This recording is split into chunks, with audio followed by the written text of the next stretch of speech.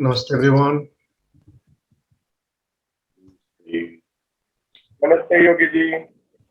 Namaste. Please unmute your microphone. Class. Question 3 together.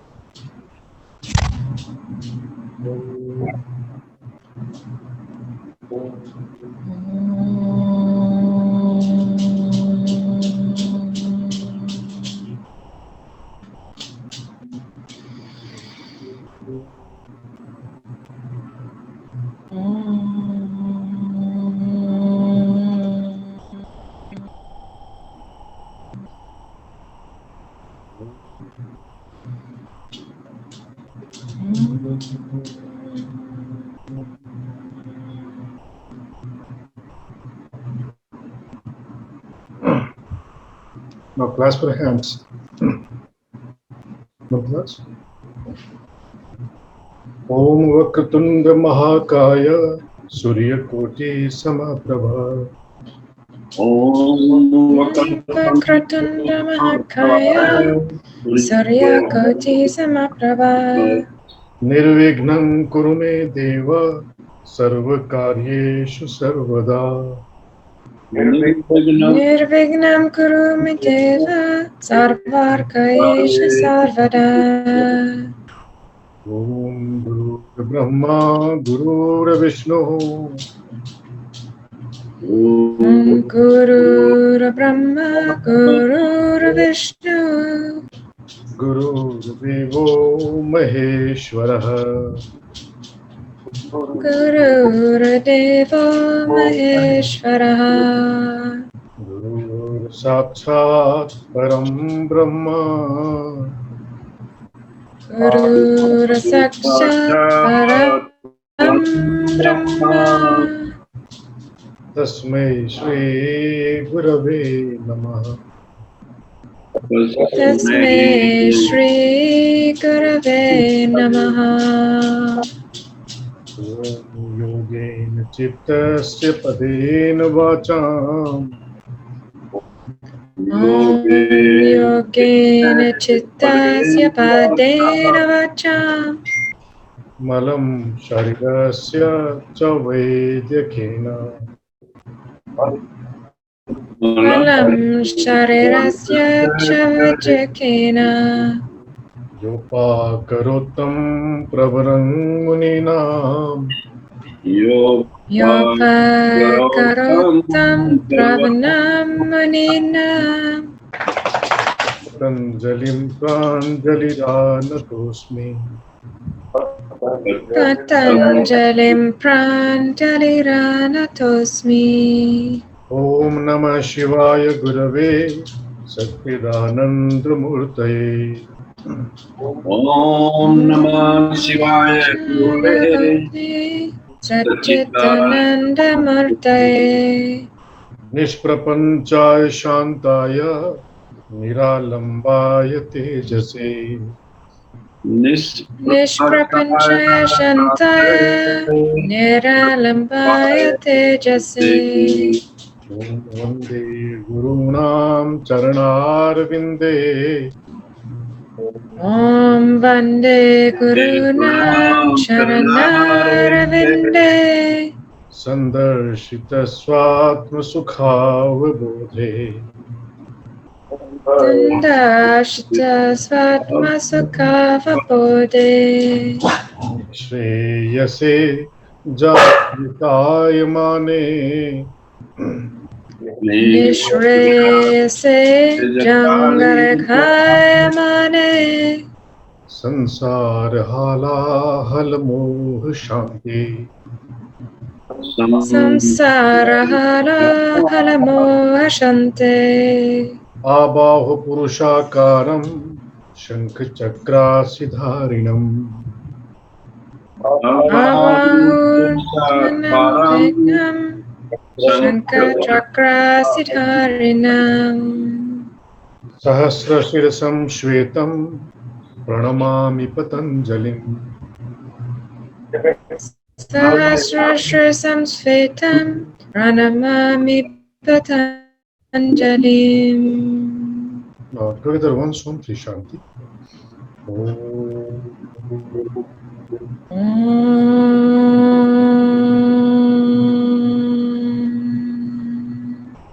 Shanti. Shanti. Shanti. Shanti. Shanti. Shanti. Go down, salute your teacher, all the teachers, and the divine in all names and forms.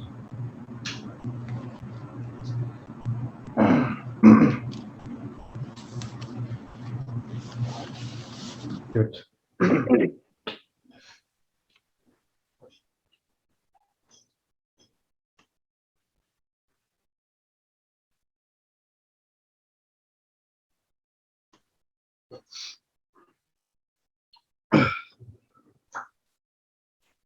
Good.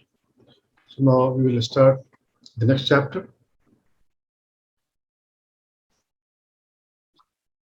Next chapter is yoga ethics. So currently we are going through yoga humanities is a category in yoga teacher training course. And in this you have studied yoga philosophy. Okay. Now yoga ethics. So there are only two ethics, major ethics. Okay. Yama and niyama. If you understand yamas and niyamas, that means you have understood ethics. If you follow yama and niyamas, that means you are following yoga ethics. And all of the ethical guidelines by Yoga Alliance is based on yama and niyama. Okay. Can you tell me what is ethics? What do you understand as ethics? First, Palaramji, I want to listen your words. What do you understand by ethics? What is ethics? What are ethics? Ethics in the life like discipline and on the truthfulness. Whatever we want to do in the life, it should be very neat and clean, tidy up, and very mindfulness and truthfulness, which help, which never disturb other people's whatever we are doing from ourselves. That should be something helpful to others. Basic base of the ethic. Wonderful. Great. You have explained very nicely, because that means you understand ethics very well and you try to observe all these ethics in your life. So there are ethics in every trade, in every sector, in every field. Okay. So there are business ethics, politics ethics, or professional ethics, the different ethics. And the core practice in all ethics are the same, what Palaramji has just told. Well, now I would like to listen from Alice. Yeah, I mean, I think similar. It's like a set of almost unwritten rules by which you try to live your life in order to serve others and to be, kind and, kind of respectful and all of these things. So, yeah, it's linked to values, but it's not the same. It's about like living the values and helping people and, not causing harm as well. Thank you. Great. Yes. Sehun, what are you understanding as ethics? What I understand ethics is the restraint, mediation. So I try to keep always like mediation, middle in Korea, and then to like Asian, there's a mediation, the middle, moderation. Sorry, moderation, no mediation, moderation, moderate. So I try to keep that one, but it's really hard. I think moderation is really close to Yama, something somewhere in between that Yama and Niyama. Yes, that's what I understand. Very good. Yes. Now, Sandeep ji.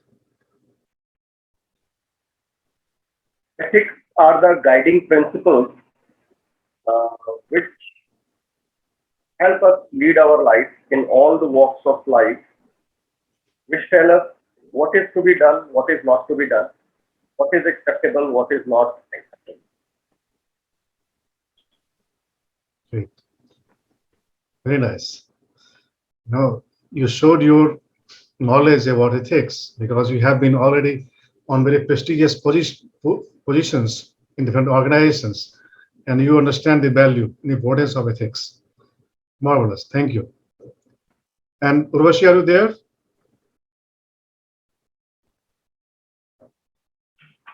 Urvashi? Okay. Yes, sir. I'm here in office and doing some written work actually, and simultaneously I'm listening to you also. So okay, you're doing I have to prepare some document, and I'm doing it. So are you able to give your thought on ethics? What do you understand as ethics? Sir, can I resume you later? Actually, I'm in the office where I can't speak. No problem. Okay, okay. You just listen. Okay. Yeah. Yes. Thank you. Thank you. Well, so thank you, everyone. You have expressed your thoughts on ethics because there should be a very interactive session. Every session should be interactive, and that becomes more productive and more logical, meaningful. So if I just speak and you don't understand and things are just flowing from one ear to other ears, then that doesn't create, that doesn't serve purpose actually. So I wanted to know your understanding, and all of you have answered very good. And I would like to quote Palaramji and Alice few words, like, and also Seon and Sandeepji, you have all that ethics are actually certain rules or guidelines, certainly, and that is more connected with others. I mean, that is more connected with the society, with the people. If you follow ethics, if you are honest, okay, if you are observing certain guidelines or rules made by the experts or the pioneers of that trade, or the experts of that trade or that sector, they have made some systems, some rules for what? For proper activities, and to deliver the best to the end user. Is clear? I mean, if you observe the ethics, then that is good for, firstly, that is good for the people whom we are interacting, whom we are dealing with.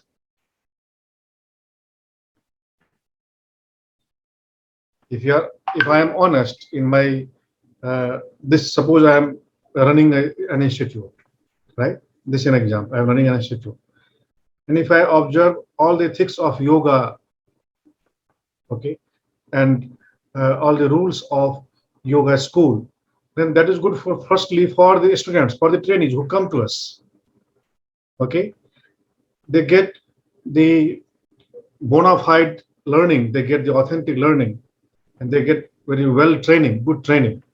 So first beneficiaries are the end user, the society, the community, the people. Okay, and second, as well as that is good for me also. That is good for the one who observes the ethics, because that will make that one who is very ethical, that will make that one beloved of their students, their clients, their customers.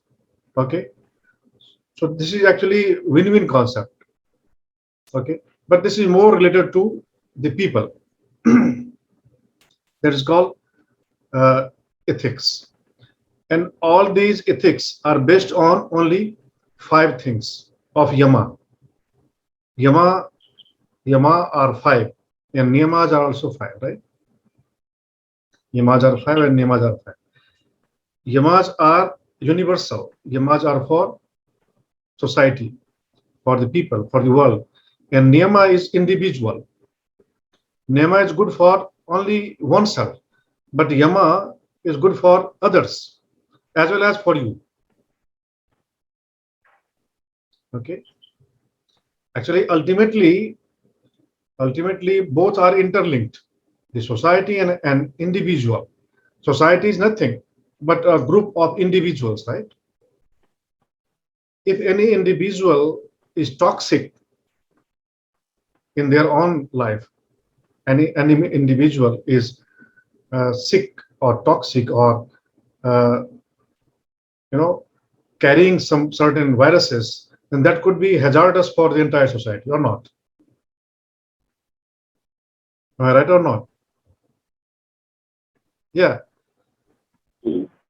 So niyama says, yeah, niyama says all the niyamas like 5. Shauch is cleanliness, clean. If I am clean, then I am hygienic.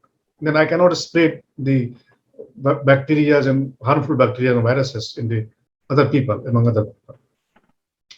So that is firstly good, but that is ultimately bad for the society also. Though that is individual. If I take bath every day, if I clean my body, if I clean everything, so that is good for firstly for me, but that is good for others also. That will not create any problem for others. So first, santosh, contentment. If I am content, then I will not crave for the money, or I will not crave for the name or fame. And because of craving, people betray others, people cheat others, people go ahead by walking on people's heads. People want to bypass their own seniors, their own mentors, because of they are very ambitious. They're not content with their fruits they get from by the nature. So contentment is good for firstly for one person, and that also for others.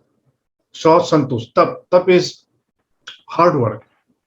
So if I'm making hard efforts, I'm hard worker, then obviously, certainly, sooner or later, I'll be succeeded. But some people dishonestly, who are not hardworking, they want to get success through unlawful means. Okay, through unlawful means, and that unlawful means become problematic to others also. So this is also ultimately harmful for the society. Though this is individual. Okay, Shaw, Santosh, Tap, Swadhyay. Swadhyay is study about yourself. And Ishwar Pranidhan, surrender to God. So these are niyamas. Niyamas are individuals. But secondary, or the later on, that is connected with the society. But yamas are first the society, then individual. Did you understand the difference between yama and niyama? Yeah. So yama is from society to, from out to in, and niyama is from in to out. So this is a major difference between yama and niyama. Like first is ahimsa, non-violence. So not killing, we kill others. Okay. Satya, truthfulness, we lie with others, lying with others. Or corrupting, celibacy is chastity. Okay. Avoiding the adultery, that is celibacy. And adultery is done with others. Okay, that is brahmacharya, asteyaj, non-stealing. We steal from others. And aparigraha, non-hoardingness. Okay. So yama and niyama, these, if you understand these five yama and five niyama, you'll understand the entire ethics of yoga and ethics of all trade, of all fields. Clear? So this chapter is about that thing. And similarly, Yoga Alliance ethical commitments. 3.02, please have a look on page number 411. Am I right? Is page number 411? 389 for us. 389. In everyone's books? Yeah, Yes. 39. Okay, okay. Yeah, so please see that 389. And that is Yoga Alliance ethical commitments. Means Yoga Alliance has set some ethics for all the teachers, certified teachers and certified schools. Every certified school and certified teacher has to follow all these ethical guidelines. And first is code of conduct, second is scope of practice, and third is responsibility to equity in yoga. And under code of conduct comes financial practices. So teacher has to be honest, straightforward, fair, and conscientious in including all of their business affairs.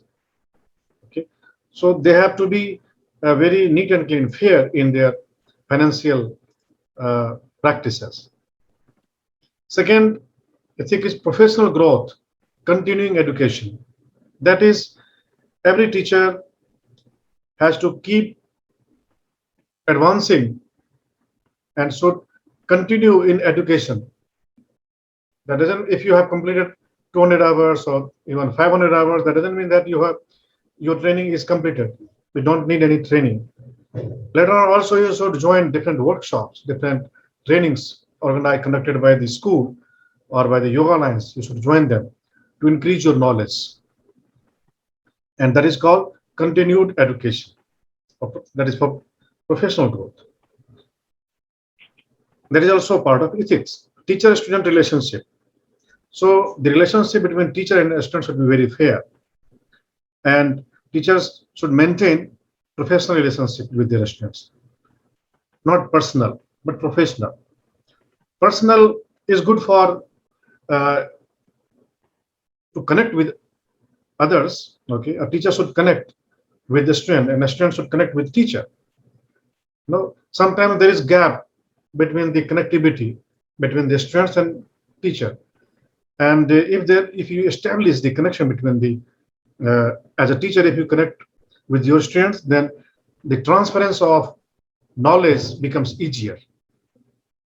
Okay, like I really liked Ellie's class today. She was very connecting. You know, am I right?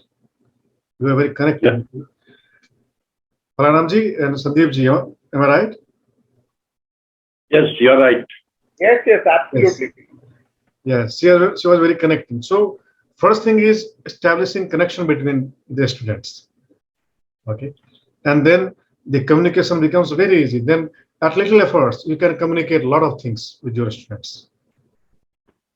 So the transference of our energies also become easier. Okay, so the relationship between students and teachers should be very ethical and very fair. No cheating, no manipulation of power, no exploitations. You know, so that should be very fair and ethical. And then next is integrity. A teacher has to be very integral. Okay, they should teach with integrity, not half-heartedly, but they should put their heart and mind in their teaching. They should take care more about their students rather than themselves, rather than hiding themselves, rather than conserving the energy. They should put the energy forth into the teaching. They should speak very with energy, with enthusiasm. They should be very alert during the class, you know. So this is called integrity. Your whole being is involved into that teaching. Okay, so this is better not to do with half-heartedness, better than doing half-heartedness. So do full-heartedness, and then you'll find that your students will enjoy. Not only your students, but whatever things you do with full-heartedness, whole heart, you'll find that your students, your uh, people whom you are interacting, or your relatives, they feel a strong connection. Okay, so that is called integrity, and you benefit your counterpart at large. Okay, this is called integrity. So these are code of conduct. Now, a scope of practice. Teachers should not abandon or neglect their students. Okay, and they should provide the professional help, and they should continue a professional relationship even they even they finish the course or they finish the program. Okay, this is what we are very strict into that. Even you finish your course, we'll still have a professional connection with you. We'll extend our professional guidelines for lifetime. Sometimes suppose if you miss any class or practical or theory, and if in next batch if you want to join, you are most welcome to join in that session of theory or practical. And also after that, if you face any problem with yoga lines or in your teaching practices, if you find somewhere stuck, without any hesitation, you should contact, and you should get the instant help from ourselves. Okay, so this is called commitment, the scope of practice. Responsibility to equity in yoga. This is also very important guideline. Responsibility. Okay, actually, the equity in yoga is a teacher should welcome, accept, and support all students, irrespective of their religions, their gender, their sexual orientation, their languages, their nationalities, political or cultural background. So, irrespective of all these things, they should embrace all without any discrimination, without any differentiations. So, this is called equity in yoga. So, this is responsibility to every teacher. Teacher must adhere to the equity. Okay, and this commitment will make you beloved of all races, all religious backgrounds people, from all countries people. Okay, so this is called equity in yoga, and Yoga Alliance is very serious into this. If Yoga Alliance notices that you're not following this, that may cancel your membership or your accreditation. And this is also very important because we are yogis, and a yogi should not differentiate. A yogi should love all without any discrimination. So this is called equity in yoga. Okay, and you saw that, you observed that all these ethical guidelines by Yoga Alliance are based on Yama and Niyama, or not? Okay, good. Now, do you have any question from anybody?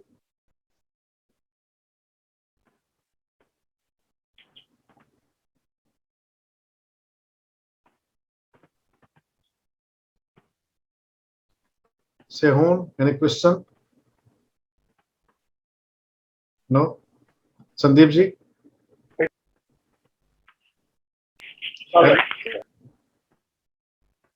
Okay.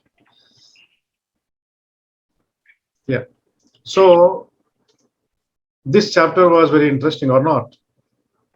Very interesting, and connected with our professional growth.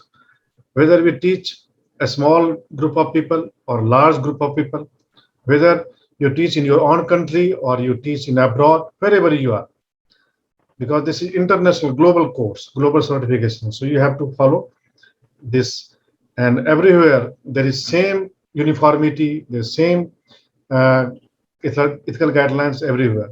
That is why Yoga Alliance certification is accepted in all countries, in all continents, equally.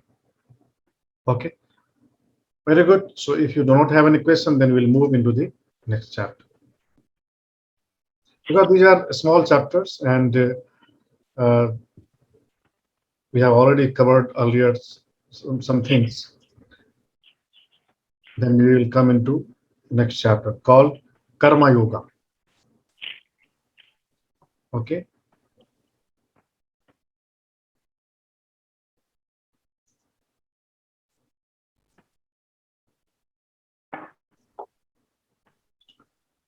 Karma Yoga is also a very interesting chapter.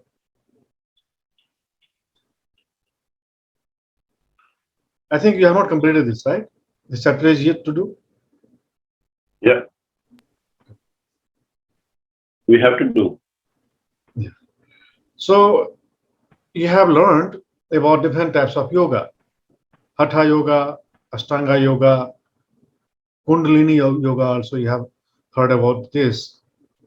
Then Vinyasa Yoga, Bhakti Yoga, and in Bhagavad Gita, you saw there are 18 types of yoga. 18 types of yoga. Every chapter is a different specific yoga. And in Bhagavad Gita, the third chapter is Karma Yoga. Karma Yoga. And you know what is karma? Karma is also now popular worldwide. People have heard that though they don't understand Sanskrit, or they don't understand yoga, but they talk about karma. Even in the movies also they talk about karma. You'll have to forbear your karma. Okay. So karma is something which is very wide, and this is very profound. And you'll be surprised to know about this, that in Bhagavad Gita, Lord Krishna says to his disciple that karmana gahano gati. This is word actually. Karmana gahano gati. That means the karma is very complex.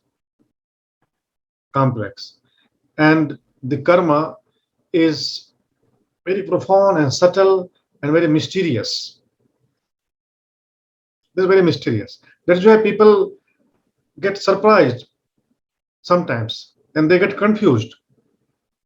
Though I am living life of goodness, I did not harm others, I did not kill others, I did not make any mistakes, or did not commit any wrong to others, then why I am suffering?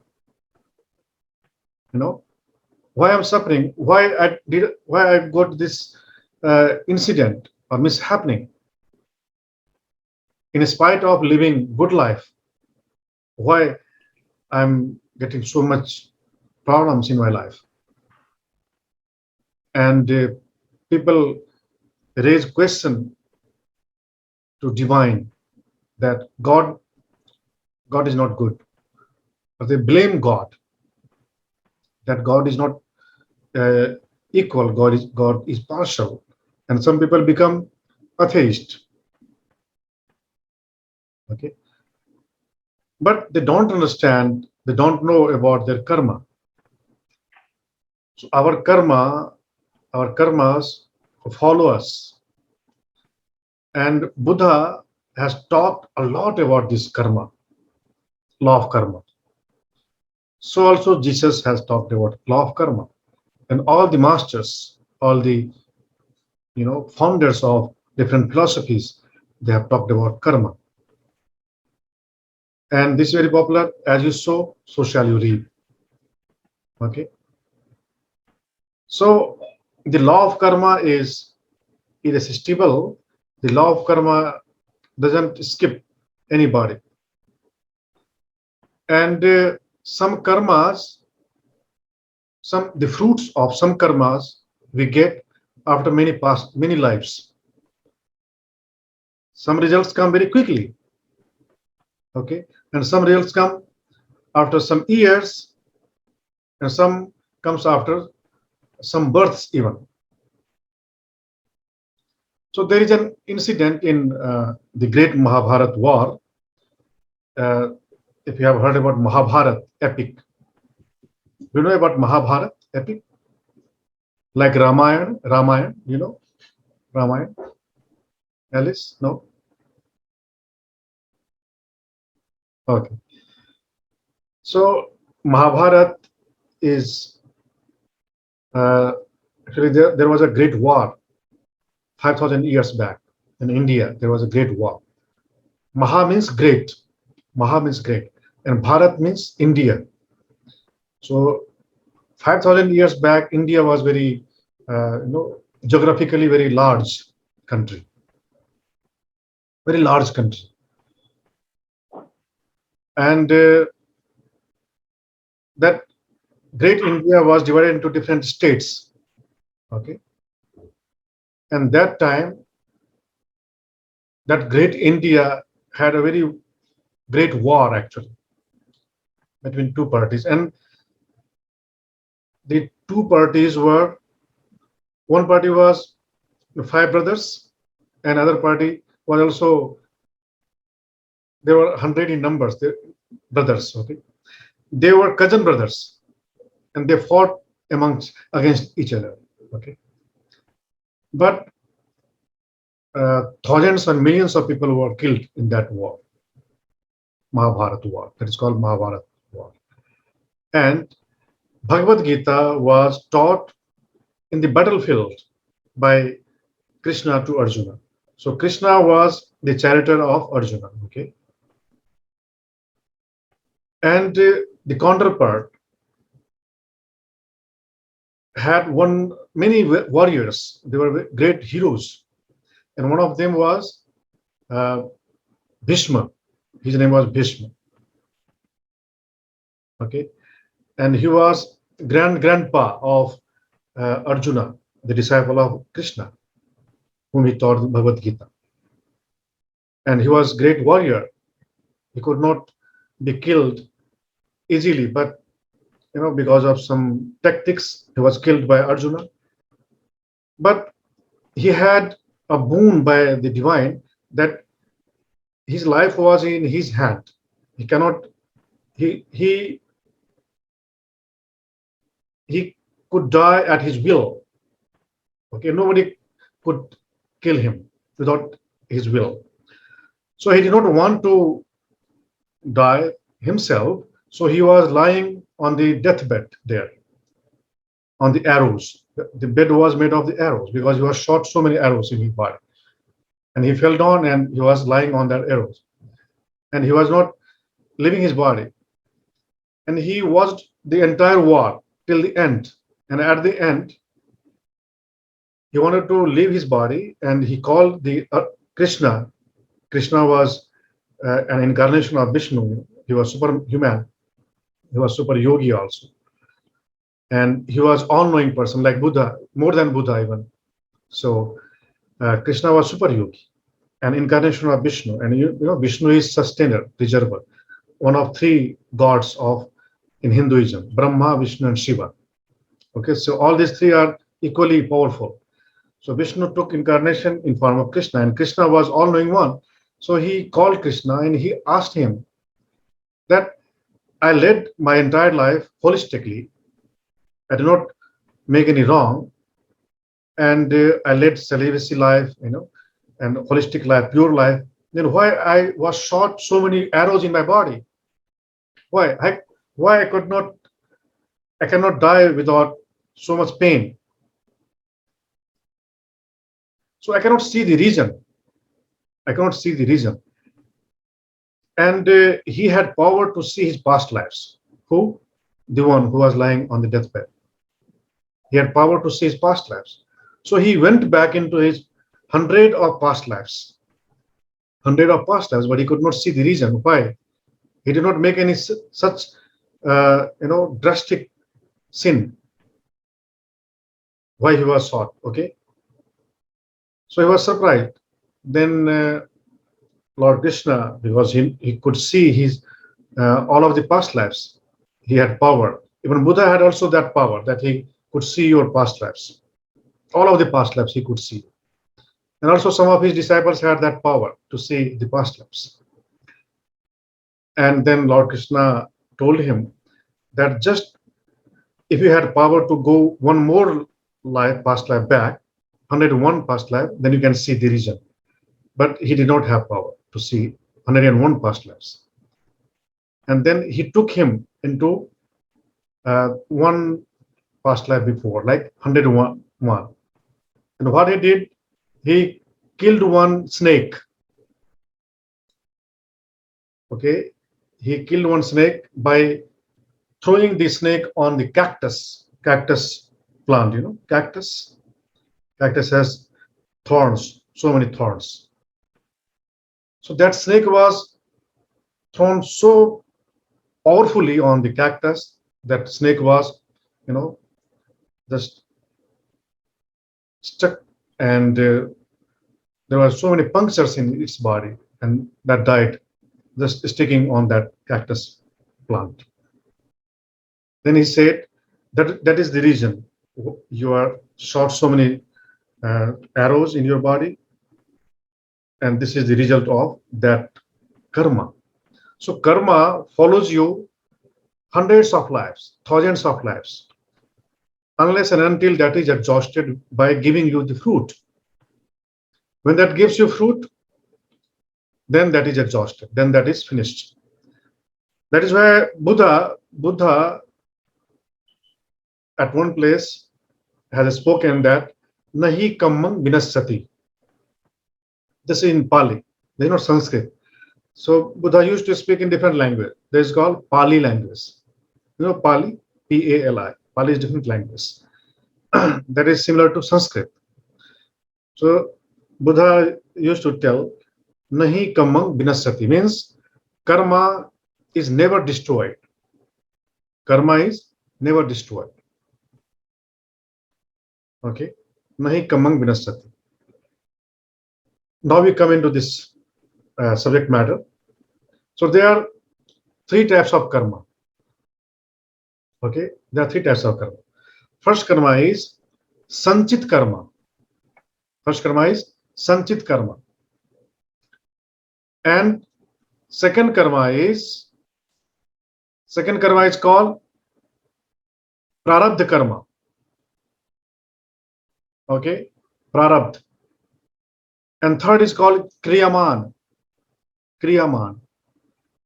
I would like to refer you to the book Karma Yoga. Please see kinds of karma. You see, first is sanchit. Sanchit is accumulated works. Second is prarabdha. Prarabdha is fructifying. The karma which is giving you result, which is giving the fruit. The sorrow or sufferings you are rejoicing right now, you are getting right now, are called prarabdha karma. What we call luck, luck, good luck or bad luck. So luck is nothing but prarabdha karma. If you rejoicing good luck, that means the prarabdha karma is fructifying. In spite of your good or bad karma, some people are very bad, but they are rejoicing the life. They are very rich, they are very healthy, they are very smart. Though they are villain, though they are very bad people, but they are enjoying the lives. Because that fruit is the good karma fruit. Okay? So that's called prarabdha karma. And second is kriyaman. Kriyaman is current work. Whatever you are doing, right or wrong, that is called kriyaman, current karma. Clear? See, mostly this question comes in your test paper, test book, test examination at the end of this course. So please listen all these important points so that you can answer the questions. So people could have good prarabdha but be creating bad kriyamana for the future. They could be experiencing good prarabdha because of the sanchita from their past lives. But then if they're living badly, then in the future, the kriyamana that they're creating is bad. Yes. Yeah. Okay. That's interesting. Sometimes I wonder why these horrible people have such good lives. Yes. This is the truth. This is the reality, actually.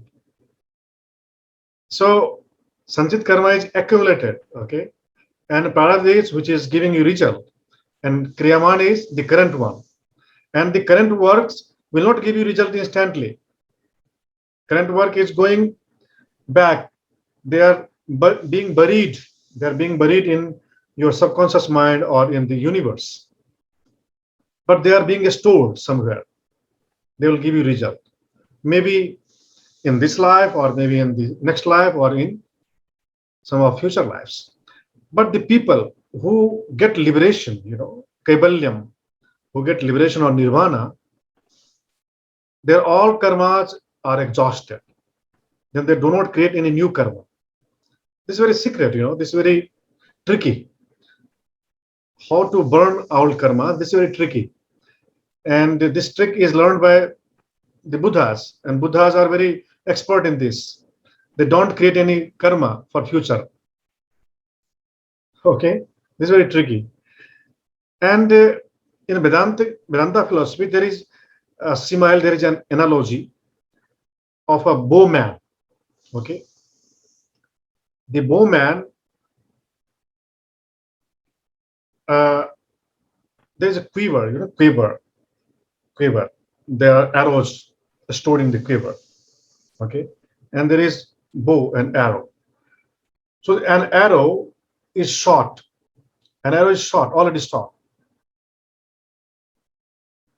So the short arrow, and one arrow is there on the bow, and the other arrows are in the quiver.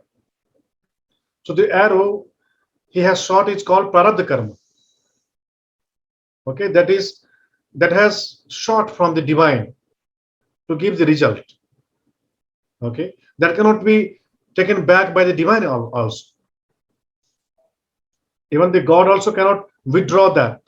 Whatever is thrown, whatever is shot to you, on you, be that good or bad. Okay, so the shot or the already which has left to fructify, to give result, that is called prarabdha karma. Clear? Okay, yeah. And kriyaman is the arrow which is on the bow and yet to shoot. This is called kriyaman, current one. The arrow is ready to be shot. That is called current karma, kriyaman. And the sanchit karma means the arrows which are there in the quiver on the back. These are stored. Clear?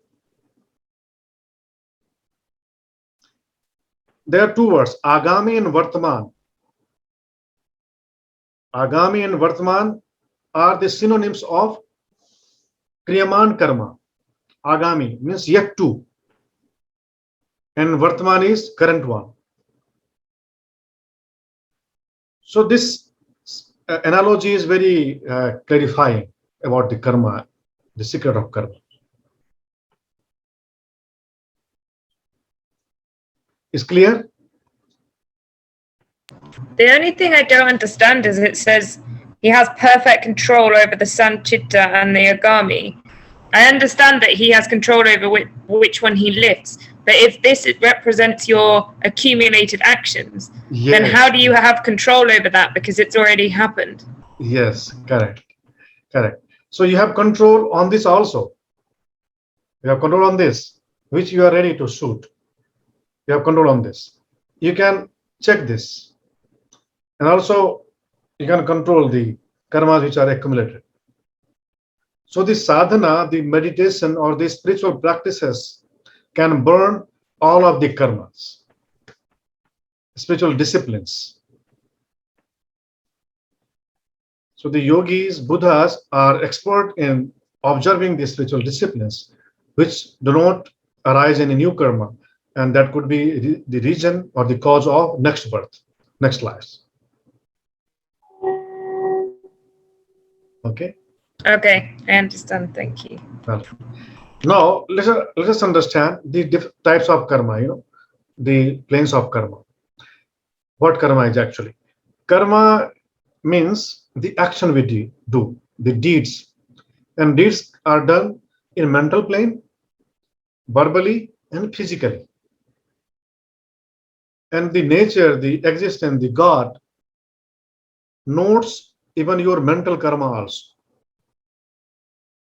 The natural laws, the ultimate law notes your karma which you think about. But the country laws don't have any intelligence which can detect the mental karma. Okay, they don't have intelligence. They can just give you rewards or punishments based on your physical karma or verbal karma, slightly verbal unlawful acts. But the nature counts your subtle karma, what you think, and you cannot get rid of karma if you are very cautious, mindful in your mind world. That is why this is, ultimate discipline, to be disciplined in your mind. And Buddhas are expert to be disciplined in their minds. Yogis are expert to be disciplined in their minds. That is why they burn all the karmas, because karma arises in mind. Then that manifests through words, then through our bodies. So they eliminate the root of karma. And what is the root? Root is our mind. So they root out all the karmas. And whatever he or she, an enlightened or an awakened yogi, whatever he or she does is not out of such things, some things which will create the karma. And what creates the karma? Karma, if you do anything for yourself, to gratify your ego, to gratify your senses, that create karma. That is very secret. That is a spiritual thing. That is a holistic thing. Okay. You may or you may not understand this. That is spiritual part. So there are three levels, planes of karma, and karma takes place in our mind, then through speech, then through bodies. Okay. Any question?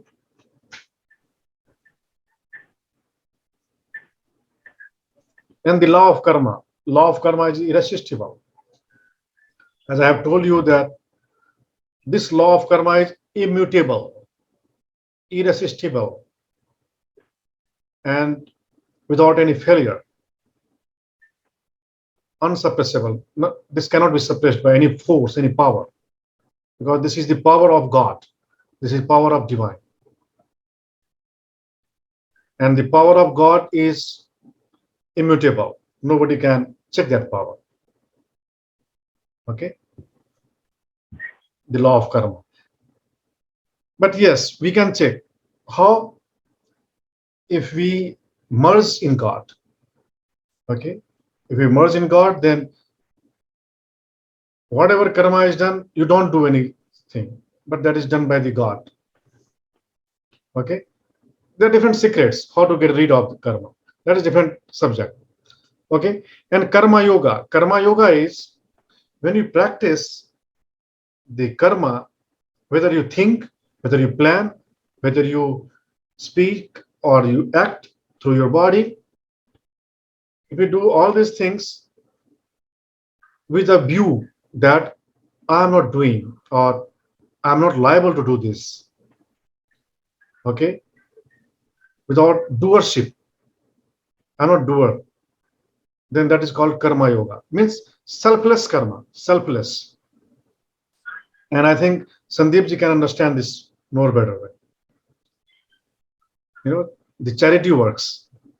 The charity works or the selfless works. So selfless works are, we do not expect any reward in return. Okay. If we expect any reward in return, that is not karma yoga. And that will not going to be a kind of yoga. That will not give you the liberation from your karma.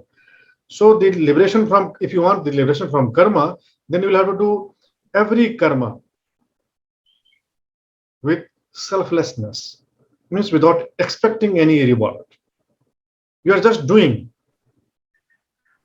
That means if you do your works, your office works, or your own professional works, you have a vision. Though you get money, but you have vision of karma yoga, that I'm doing this karma not for earning the money, but to serve the people. If you have that view, that means you are practicing karma yoga, serving the people. Okay, this is what you call charity. Not so-called charity, because these days people do charity and they want reward. If they don't want money in return, they want fame, they want name, they want followers on fan. They want to publish that charity work in newspaper or in the media, but that is not karma yoga. Even you do not expect the thanks word in return. If you do something good and you expect that that person did not say you thank you, and you get annoyed, that means you are not doing charity. Whether you get praise or blame, you are not deviated, you are not disturbed. Okay, so this is called karma yoga. I think this is very clear. And people cannot practice karma yoga who are very selfish, who have very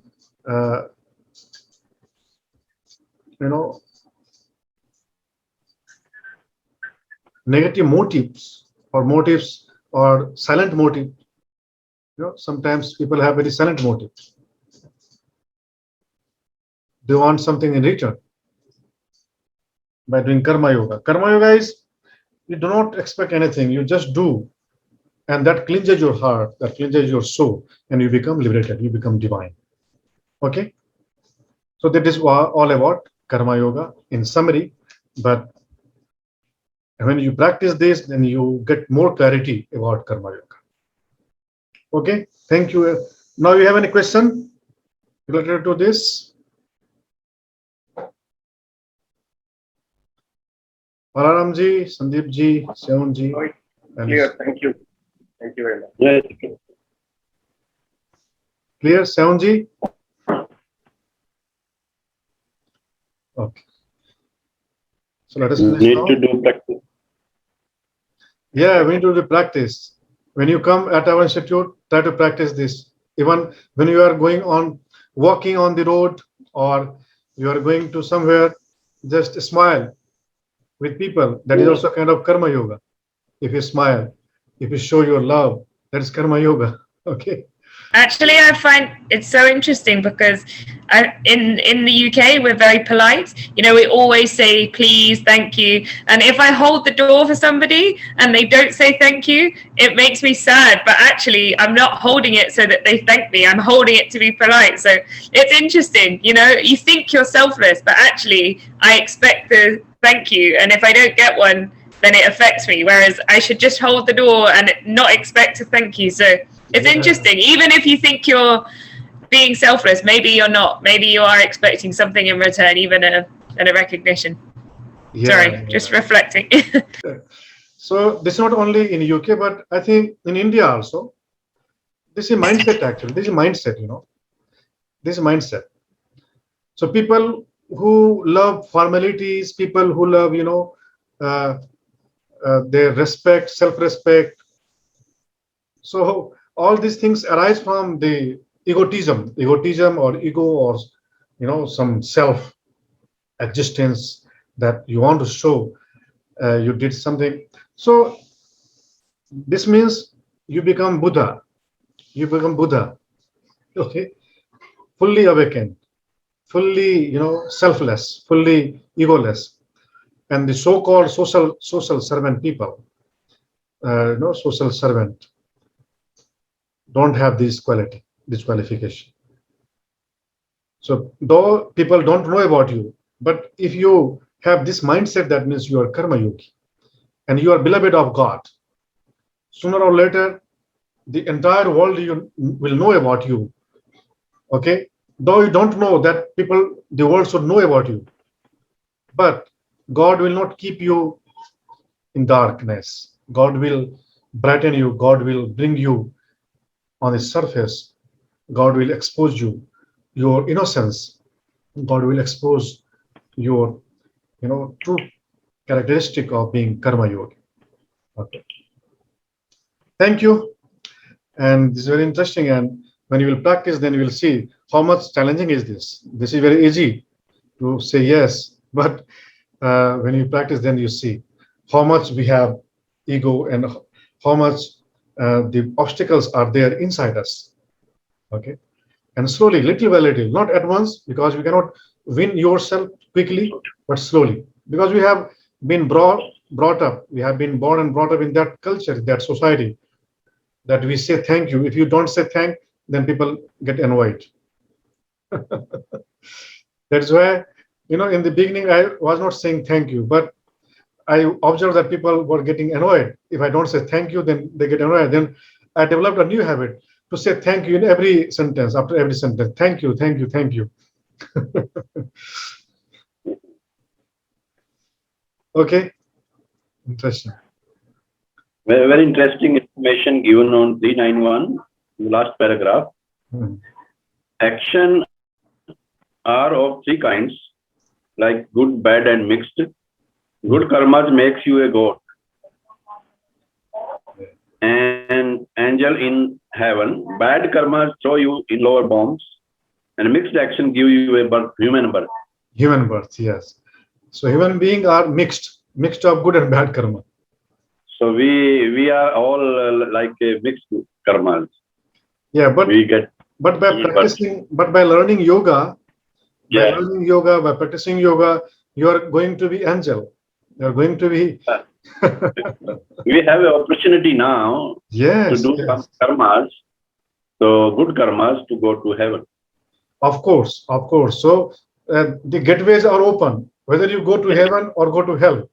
So human life has both opportunities. Yes. And yoga Yogi very beautifully explained. Yeah. And yoga leads you to the heaven. The karma yoga leads you to the heaven. All kinds of yoga. Human birth is fortunate enough to lead our life in a good way or bad way. Yes. Excellent. Thank you so much. Nice to. Don't say thank you. No, I must say thank you because I feel that I am enlightened one by you. I am trying to awaken up my good feelings. So in that gratitude, I feel really good. That's why it's just a word I heard, I learned from past. So that's why I'm saying thank you. Yeah, that is good. See, if I say thank you, then that is good for me. But if I expect thank you, then that is not good for me. Okay? Okay, yes. So, yeah. I understand. Yeah. Very good. One thanks comes from the mind and one thanks comes from the heart. Heart, right. Yes. This thanks comes from heart. And you may have observed that when you are very close friends, then you say, not needed. Don't say thank you. Thank you. Right. Yeah. We don't use this word. Yeah. Okay. Now chant the mantras, only a few mantras. Then we'll finish. Om Swasti Prajabhyah Paripalayantam. Om Swasti Prajabyam Swadhyam Yayen Margen Mahim Mahishaha. Yayen Margena Mahim Mahisha Brahmanebhyah Shubhamastu Nityam. Brahmanyam Subhamastu Nityam Lokaha Samastaha Sukhino Bhavantu. Lokaha Samastaha Kino Savantu. Om Sarve Bhavantu Sukhinaha. Om Sarve Bhavantu Sukhinaha. Sarve Santu Niramayaha. Sarve Sarve Santu Santu Niramaraha. Sarve Bhadrani Pashyantu. Sarve Sarve Bhadrani Pashyantu. Ma Kashit Dukh Bhag Bhave. Kashi Duk Bhavaye. Bhagavad. Now together one song, Trishanti.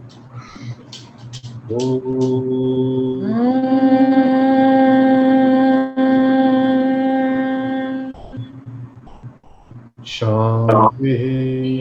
Shanti. Shanti. Shanti. Shanti. Shanti. Hold on, salute your teacher, all the teachers, in the divine in all names and forms. Good. Excellent. I'm very much impressed with Alice. You are marvelous. You are excellent in the mantra today, Mara. Ah, thank you. I couldn't believe I could remember it off by heart. I practiced last night with my boyfriend, I said, and then I just did it without reading the book. I was so happy. That's amazing. Wonderful. Wonderful. You do not make mistake even a single character. Thank you. The same thing I want to say in Seun also. Okay. Thank you. Let's come at 1:15 or 1? 1? Yep. What time is it now? Okay. Okay. Thank you. Namaste. Namaste.